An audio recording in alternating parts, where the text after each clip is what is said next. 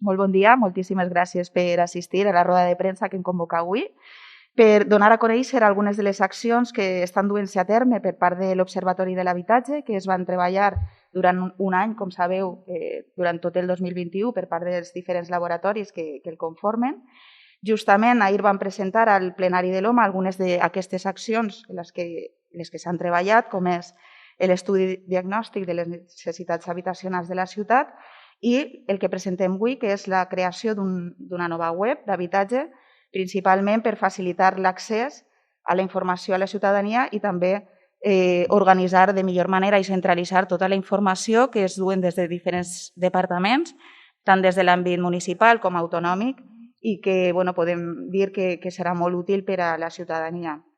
Aquests projectes que ja són públics des d'avui, després podreu consultar-ho la web municipal i l'estudi diagnòstic, ja conformen junt amb les jornades formatives que vam fer en matèria d'habitatge, formatives i informatives al CADA, i la creació d'una comissió interdepartamental formada per els diferents tècnics de l'Ajuntament, tanquem els primers projectes que van sorgir d'aquests laboratoris i als quals també se'ls ha destinat en un pressupost de 20.000 euros que hem executat. A partir d'ara continuarem treballant en aquest full de ruta o en aquests documents que són molt útils per a millorar les nostres polítiques i, per tant, anirem informant a la ciutadania de tot allò que anirem emplenant. Ara sí, li dono pas a Trini Rubio,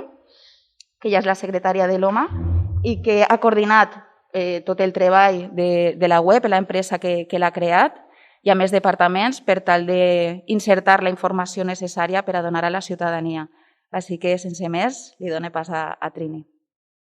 S'ha buscat és que siga d'un fàcil ús. En principi, la primera vista, com veureu, és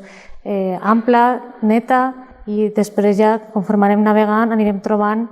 tots els departaments. Per conformar tota aquesta web hem estat en col·laboració amb els diferents departaments de l'Ajuntament en matèria d'habitatge i tràmits urbanístics, també amb el Departament d'Accessibilitat, perquè és una web que podrà ser utilitzada per persones amb diferents dificultats, tant visuals com auditives, ja que l'empresa que la configura, que és una empresa alcoiana amb 12 anys de recorregut en el sector, té un departament específic per tractar l'accessibilitat i, per tant, ho tenim previst. També destacar que la web té la seva versió per a utilitzar-la en qualsevol dispositiu perquè està adaptada als mòbils i que des d'avui mateixa és pública, es pot utilitzar, es pot visitar, i si voleu fer un xicotet recorregut per les diferents apartats perquè vegeu una miqueta el funcionament. Per exemple, normativa i legislació, quan volem accedir podem triar en cada una de les modalitats i directament, és que la pantalla és un pelín, directament anirem a trobar de cada secció si tenim municipal, si tenim autonòmic o si tenim estatal. En aquest cas, en l'apartat municipal, tenim dues opcions i directament ens portarà a l'ordenança. En cas dels tràmits, que ara veurem algun exemple, funciona exactament igual. Cada tràmit directament ens portarà a l'enllaç on anem a poder gestionar directament cada un d'ells. Per exemple, és la sol·licitud d'habitatge, per tant, així, quan la persona entra, ja directament pot anar a demanar el tràmit. Normalment, aquests tràmits porten documentació adjunta, per tant, hem creat un apartat específic de documentació on pots anar a buscar el que necessites, bé si és el certificat digital, bé si és una instància o el manteniment de tercers pel compte, de manera que unifiques en un únic espai virtual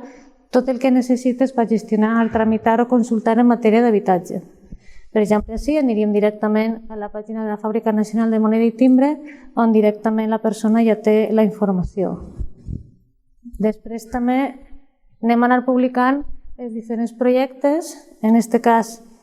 l'estudi diagnòstic, que és el que vas fer l'any passat, i el de necessitats, que es va presentar ahir en el ple de l'OMA i el tenim disponible, i també la memòria de la regidoria, que en breu estarà ja la de 2021. I després, un apartat d'enllaços d'interès en el que en principi estan els que tenen més que res a veure en l'habitatge. L'Ajuntament Calaf, un visor molt important que és pel tema veure els informes d'avaluació i altres situacions edificatoris, que és a partir de l'observatori. Ahí podem tindre el visor, el resum. Bueno, s'ha obert el PDF, però bueno.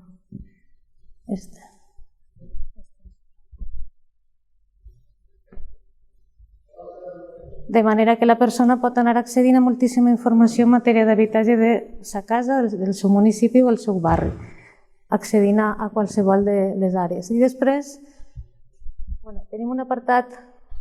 de què és OMA, perquè també, evidentment, la gent pugui saber a què està accedint i en quin organisme està informant-se. Una breu descripció de l'observatori. Incidiré que evidentment és un organisme participatiu perquè forma part diferents agents implicats en l'habitatge i així es pot consultar tant el reglament com les actes de les diferents reunions del ple com els informes dels projectes que s'han desenvolupat en els laboratoris a través dels tallers, que són els grups de treballs per a poder després fer propostes i a través d'ahir anar aplicant mesures i polítiques en matèria d'habitatge. I ja un poc com a acabar, comentar-vos que en qualsevol de les pàgines, no sé si estan així, es pot contactar directament amb l'Observatori d'Habitatge per a poder fer arribar qualsevol pregunta, dubte i també per a poder fer aportacions a la pròpia web de manera que vagi creixent i siga cada vegada més completa i més útil. En principi, això seria tot respecte a la web. Moltes gràcies per estar així amb nosaltres. Moltes gràcies, Tirini, per la gran tasca, per la gran coordinació que has realitzat al llarg d'aquests mesos respecte a la web i moltes gràcies, Maria, per tota la gestió que esteu fent per a que aquest observatori pugui ser una realitat i es pugui consolidar en la nostra ciutat. Com a coordinador, entenc que tinc l'obligació de destacar tres aspectes que entenc que són molt importants per a que, d'alguna manera, puguem entendre la tasca que estem realitzant. El primer aspecte a destacar és que és honest posar en valor, és honest fer una valoració molt positiva d'aquest, Maria ha dit un any, però entenc que és una miqueta més, d'aquest any i mig de vida oficial que té l'Observatori. En poc temps hem creat l'Observatori, hem aprovat un reglament,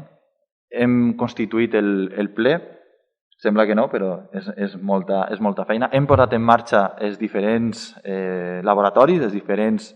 espais per a poder treballar les diferents propostes i el més important,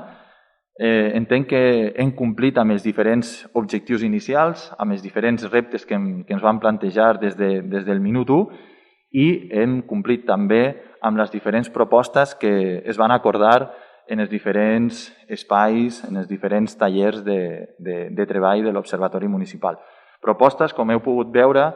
com són els diferents estudis diagnòstics, en aquest cas l'últim que hem realitzat sobre les diferents necessitats habitacionals a la nostra ciutat,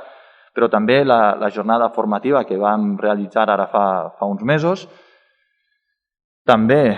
la posada en marxa de la xarxa Xaloc, que entenem que és un punt d'encontre molt important per a poder facilitar el dia a dia de la gent d'una forma física a la nostra ciutat en matèria de vivenda i especialment la pàgina web que us acabem de presentar, que no deixa de ser un punt d'encontre virtual que ens ha de facilitar poder reduir aquesta bretxa digital de molta gent que té moltes dificultats a l'hora de poder accedir a les diferents ajudes, a les diferents subvencions en matèria de vivenda. I, per tant, també és la manera d'aproximar-nos, de fer aquesta política de proximitat amb la ciutadania per a que des de l'Observatori es puguem acompanyar en tot aquest món de la vivenda en el que respecta a les diferents ajudes i subvencions. En segon lloc, també m'agradaria destacar que gràcies a tota aquesta tasca que estem realitzant des de l'Observatori i molt ben gestionat per part de la regidoria d'Habitatge, estem consolidant un espai que ens està permetent, que ens està facilitant treballar de forma conjunta i participada el disseny de les polítiques públiques de vivenda. I entenem que això és referent i és important que ho destaquem perquè no s'havia fet mai fins ara a la nostra ciutat i m'atreviria a dir que no s'havia fet fins ara mai a nivell de País Valencià. Per tant, una vegada més, el COI torna a ser referent i en aquest cas en matèria de vivenda, que com bé sabeu són 40 anys pràcticament d'estar en l'oblit per part de les administracions públiques i per fi, no només a través de les polítiques que estem fent així a nivell del COI, sinó també gràcies a les polítiques que s'estan fent en el Botànic i a nivell estatal, doncs estem intentant eixugar tots aquests anys de no haver fet res en una matèria que entenem que és tan important i tan necessària per a moltes famílies. I en tercer lloc, crec que també és honest que destaquem la gran tasca, la gran feina, el gran treball que han realitzat moltes persones, grans professionals, especialment també, una vegada més, la regidoria d'habitatge i la implicació dels diferents departaments de l'Ajuntament i la xarxa Xaloc. Per tant, crec que és honest que destaquem aquests tres aspectes per a que tinguem una idea clara del que ha significat fins al dia d'avui l'Observatori Municipal de l'Habitatge a la nostra ciutat i que esperem que es pugui quedar per molts anys i que acabi sent un organisme autònom que realment dissenya de forma conjunta les polítiques públiques de vivenda a la nostra ciutat.